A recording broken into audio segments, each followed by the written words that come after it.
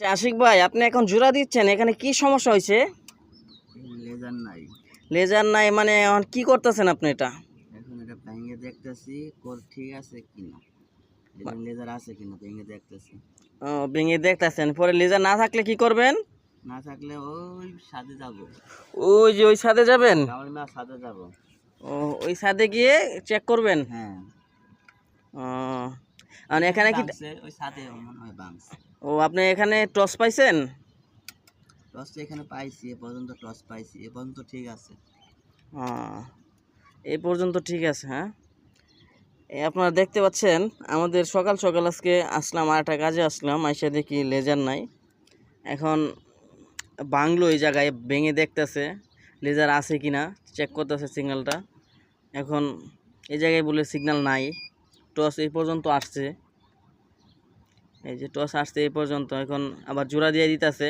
এখন যাব হইলো আমরা ওই যে ওই ছাদে যাব, আপনার ওই ছাদে গিয়ে দেখবো টিজি আছে ওই ছাদে বাংছে কিনা।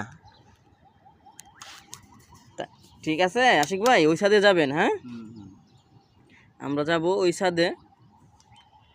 আমার এখন জোড়া দিয়ে দিতেছে এই সাইডেরটা, এই লাইনটা আসছে হইলো আপনার ওই সাইডের থেকে আইসা এই জায়গাতে হইছে, এনে 2 স্পিটার দিয়ে বাঘ হয়েছে লাইনটা, এক সাইড ওইদিকে গেছে, আরেক সাইড এদিকে চলে আসছে।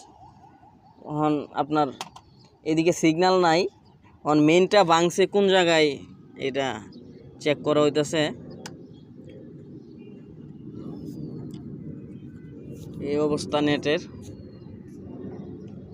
ফাইবারের কাজ এরকমই, আপনার খালি কাজই ভেঙে যায়, কুর ভেঙলে সমস্যা।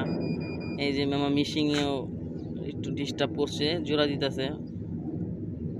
এভাবে আরই আপনার নেটের কমপ্লেন সারা হয়। আসসালামু আলাইকুম, পরবর্তী ভিডিও দেওয়ার চেষ্টা করব। আসসালামু আলাইকুম।